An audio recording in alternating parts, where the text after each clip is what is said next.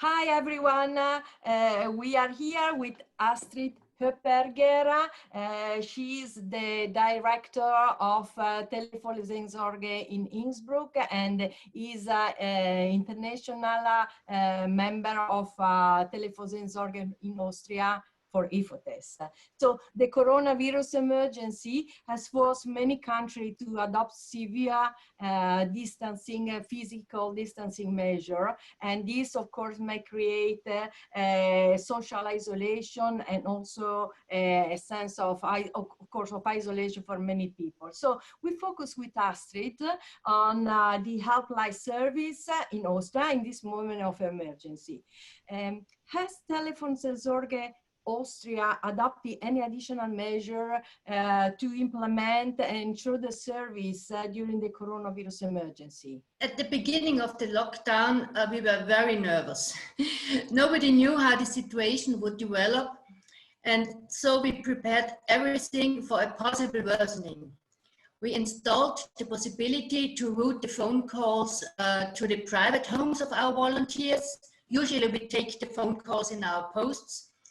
And we made a list of ex-volunteers who could reinforce our crew when volunteers would have to cancel their service. Then we wrote several emails to our volunteers and did a lot of phone calls to ensure all of them that nobody would be forced to fulfill the service, and that everybody, especially our older and physically weaker volunteers, could stay at home. Many of the younger volunteers had more time for test service, so it was no problem. The older stayed at home, and the younger came to the post as usual and took over more services. So all our precautions for the worsening of situation we didn't have to use. All the time it was possible to come to our post and to our posts in Austria. I'm the post leader only of Innsbruck, but it was similar in all of Austria. We didn't have to route the phone calls home, but everybody could come. We wrote permits for our volunteers in case the police would control them, but nobody was controlled ever. So we could keep up the service in our posts. So in the end, there was no need to implement our preventive measures, and we could take all our phone calls here in the post. Of course, we did everything to disinfect the post, to provide disinfection of the hands, to provide face masks for every volunteer, and so on. We cancelled, of course, all the meetings, the supervision in the post, and we shifted them to online meetings. So it was only one person who always was in the post. What was very important was the permanent information of the volunteers. In another field, we strengthened enormously. That was our online counseling. Usually we had 3 days a week for 2 hours. And then during the Corona crisis, we had 8 hours a day, every day of the week. And we found that there was an enormous rise in the chat service. That was more or less what we did and what changed. Well, this is very interesting. Also, the outcome to have back the young volunteers to the service without having the necessity to move the service home.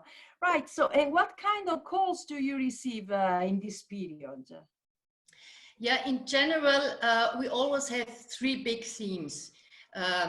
Also in normal times, that's social isolation, that's difficulties in relationships, and mental illnesses. And also in Corona times, this didn't change a lot. But it was, everything was under that perspective. Some people who are socially isolated also in normal times told us that the lockdown has not changed much in their lives. And others, also more or less isolated people, became even more isolated through the lockdown because they could not keep up their normal life, their normal persons they met.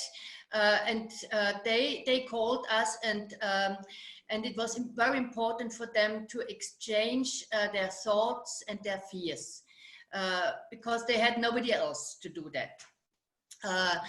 In case of difficulties in relationships, of course, many couples who do not live together in the same household could not meet anymore and were mournful because they missed their partners. Others, they suffered from the situation of being forced together 24 hours a day, and conflicts arose through the permanent being together.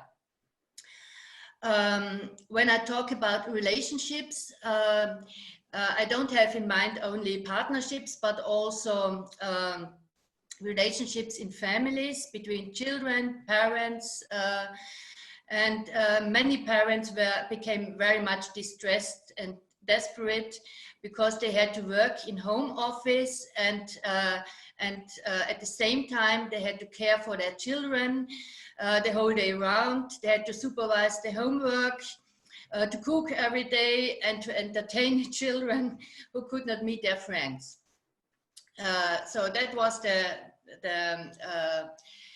part of relationship. And then the people who are mentally ill, they suffered most, I think. Old fears were triggered. They didn't only tell us about fears about Corona, but also all other fears came back. Old fears were triggered. The usual coping strategies didn't work anymore. And in general, I would say that the crisis created frustration, fear, loneliness, mourning and depression, and intensified conflicts. I think that mentally healthy people could manage, but mentally weak people suffered really even more. And difficult relationships became difficult even more. I think it was very interesting that most people did not fear to get infected, but that the problems they talked about were the consequences of the lockdown. Of course. And who are the people calling, and what kind of feeling do they express? Yes, as I've already told, they talked about the fear,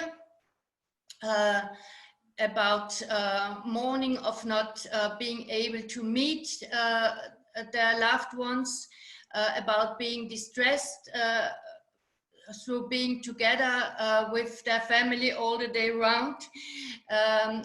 Yeah, all feelings like that. Fear, loneliness, frustration, mourning, depression, intensification of conflicts. Mm-hmm. But are they new callers, old callers? Can you detect a change in this period? There were, of course, old callers who know us, but there were also new callers. Yeah, both. But in the chat service, there were many new chatters. On the phone, yeah, we had about 10% new callers. In some areas of Austria, 50%. In Tyrol, where I'm living, we had a special Corona hotline where people could call with their sorrow and with their fears. So in the tests, we didn't have such a big rise of the calls. Of course. And how do the volunteers face this moment? How do they feel? Yes, our team was very motivated and in a good mood, I must say. those who feared to get infected because they were part of the high risk groups, they stayed at home and they had a pity not to be able to come to the post and to a phone. And the others, they completed more service as usual, as I told, and they felt that they could do something to ease the difficult situation, and that gave them strength and joy, more or less. So it was a good feeling to be able to do something. Of course. So, Du bist daheim nicht allein is the last campaign that you launch to invite people to get in contact with TelefonSeelsorge and to get to the chat counseling and to use the chat room during the coronavirus emergency. Can you tell us more a little bit about this campaign and how it is going? Yeah, in Austria we have 9 independent posts, but we are working together closely. And our common products are a common website, common appearance on Facebook and Instagram, and most important, our online counseling through mail and chat is done together with selected specialized volunteers of all posts of Austria. And for our appearance on Facebook and on the website, we have engaged an advertising company in Vienna. And through this company, we launched that campaign, which has the goal to empower the people in that difficult situation. Through different postings, we tried to enlighten the mood, to encourage and to help to get a different perspective. So we posted, for example, being a sportsman at home, or being a good cook at home, or being a bookworm at home. And in between, you are not alone. Come on, chat with us.